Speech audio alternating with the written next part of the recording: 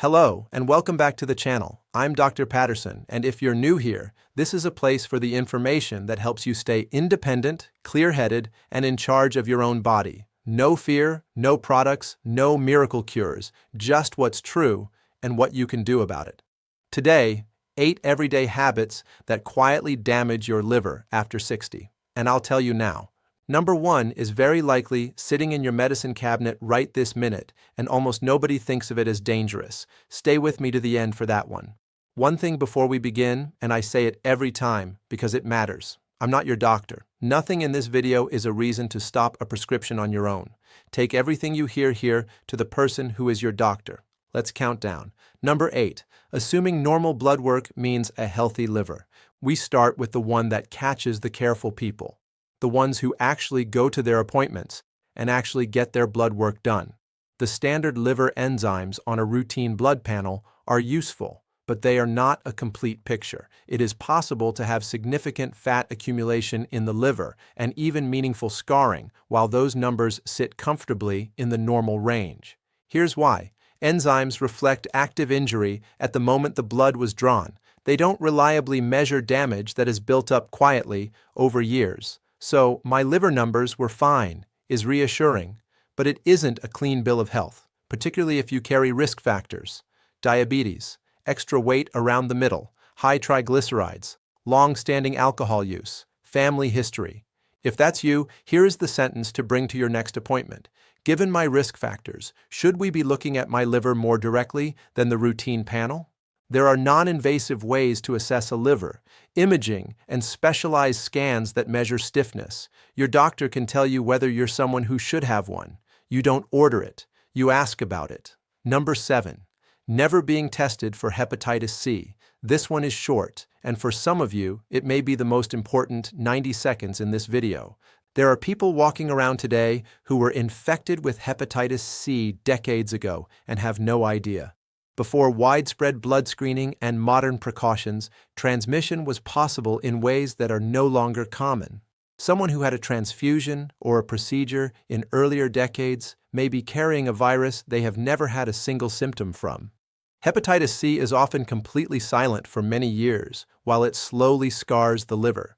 But here's what changed, and it's genuinely remarkable. Hepatitis C went from an incurable chronic illness to being, in most cases, curable, with a course of oral antiviral medication, one of the real triumphs of modern medicine. You cannot cure what nobody looked for. The CDC now recommends that adults be screened for hepatitis C at least once in their lifetime. Once, a single blood test. So ask, have I ever been tested for hepatitis C? If the answer is no, ask for the test. That's the whole conversation. Number 6, ignoring the middle of your body. Number 6 is about where you carry weight, not how much of it there is. Fat stored deep in the abdomen, the fat surrounding your organs, not the soft layer you can pinch, behaves differently from fat anywhere else.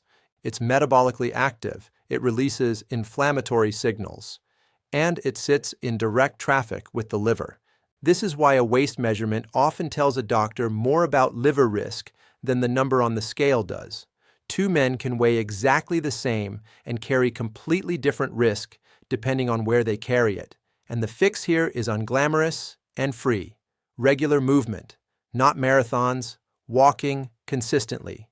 Movement improves the way your body handles insulin, and insulin handling sits directly upstream of fat building up in the liver. Studies have found liver fat going down with exercise, even in people whose weight barely changed at all. Your liver responds to what you do, not only to what the scale says. Number 5, waiting for a symptom.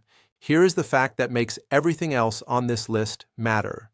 Your liver has almost no pain nerves inside it, none of the wiring that would let it call for help.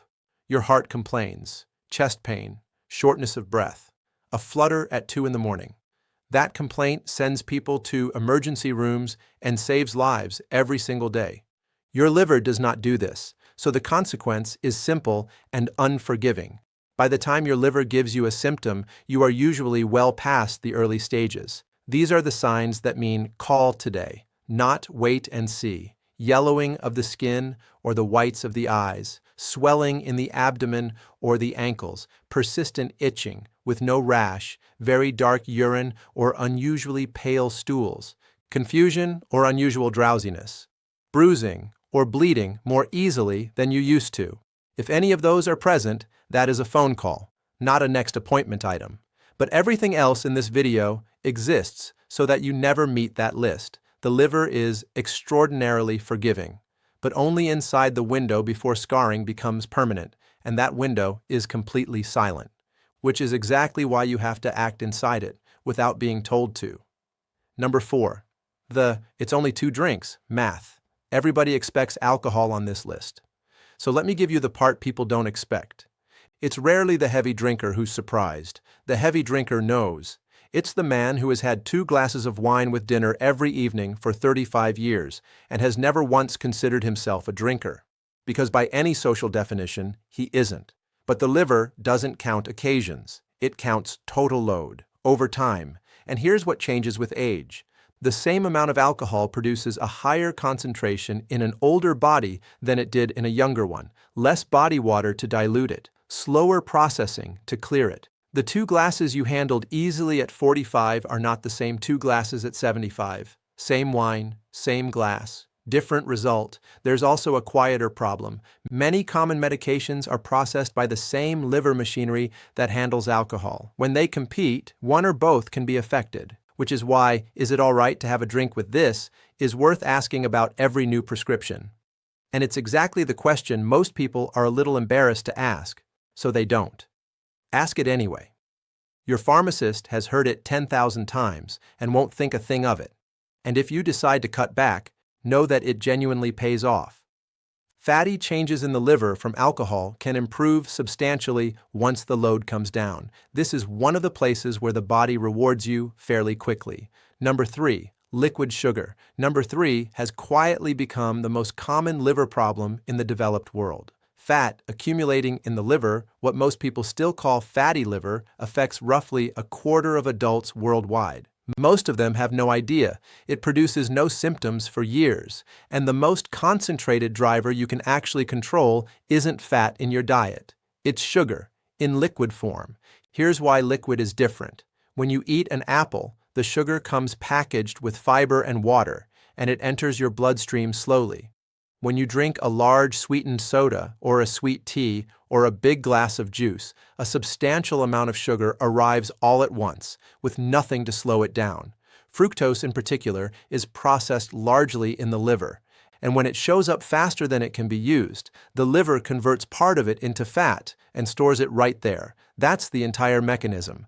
Repeat it daily for 20 years, and you have a fatty liver, without a single drink of alcohol ever being involved. The good news is genuinely good. Fat in the liver is one of the most reversible conditions in medicine. Modest, steady weight reduction and cutting liquid sugar can produce real, measurable improvement. And note the word steady. Extremely rapid weight loss can temporarily make fatty liver worse. So slow and gradual isn't just a saying here. It's the actual medical recommendation.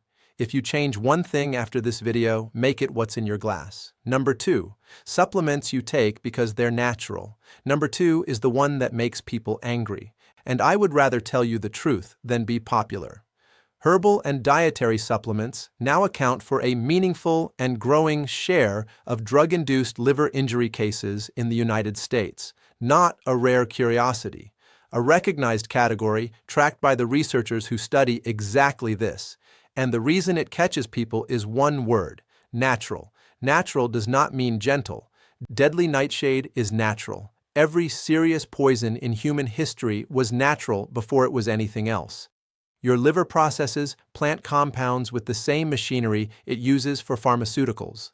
It does not check the packaging first. Several categories come up repeatedly in the medical literature.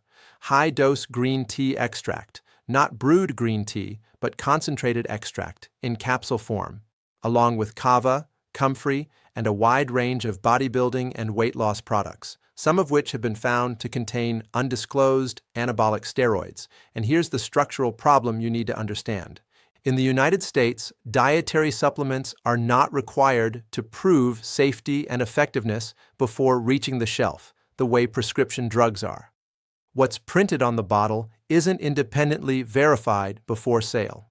Testing has repeatedly found products containing more, less, or something other than what the label claims. So the rule is simple. Every supplement you take goes on your medication list. All of it. The turmeric, the fish oil, the multivitamin, the mushroom powder, the thing your brother-in-law swears by. One list. And the list goes to your doctor. And a particular warning about anything sold as a liver detox or a liver cleanse. Your liver is the detox organ. It does not need help from a $29 bottle. Some of these products have themselves been linked to liver injury, which is a bitter thing to end up in a hospital over. And number one, the one in your cabinet, acetaminophen. You know it as Tylenol, and it's inside hundreds of other products. It's one of the most widely used medications in America. Used correctly, it's a reasonable and useful drug. It is also, in overdose, one of the leading causes of acute liver failure in the United States. Now, here's what people picture when they hear that. Someone swallowing a whole bottle, something dramatic, something intentional. That is not what usually happens. What usually happens is this. A man catches a cold. He takes a nighttime cold medicine, which contains acetaminophen, though he's never read the box. His knee aches, so he takes 2 Tylenol for that. Later, there's a combination sinus product, maybe a prescription pain medication that also contains acetaminophen, because many of them do. 4 different products. He believes he has taken 4 different medications. He has taken the same medication 4 times. It's called an unintentional staggered overdose, and it is far more common than the dramatic version. Nobody made a reckless choice. Nobody was careless. They simply didn't know the same ingredient was hiding inside 4 different boxes. So here's your instruction, and it takes 10 minutes tonight. Go to your medicine cabinet and turn every box over, every pain product, every cold product, every sinus product, every sleep aid. Read the active ingredients. And if you see acetaminophen, sometimes written as APAP on a prescription label, write it on the front of the box with a marker. 2 more things you need to know. Older adults generally have a narrower margin of safety than younger adults because of how the liver and the kidneys change with age, and alcohol together with acetaminophen is considerably harder on the liver than either one alone. Ask your pharmacist what your own daily ceiling should be. It is not the same number for everyone, and it should never be guessed at. 3 things worth doing this week. Tonight, read the labels in your medicine cabinet and count how many products contain acetaminophen. This week, write down every supplement you take on the same page as your prescriptions. 1 list. At your next appointment. 1 sentence. Have I ever been tested for hepatitis C, and given my history, should we be looking more closely at my liver? Nothing to buy, nothing to swallow, no cleanse, no detox, no powder. Your liver does over 500 separate jobs every day of your life, without ever once asking you for anything. Give it a little help. If this was useful, share it with someone who needs it, and tell me in the comments how many products with acetaminophen you found. I think the number will surprise you. I'll see you next time.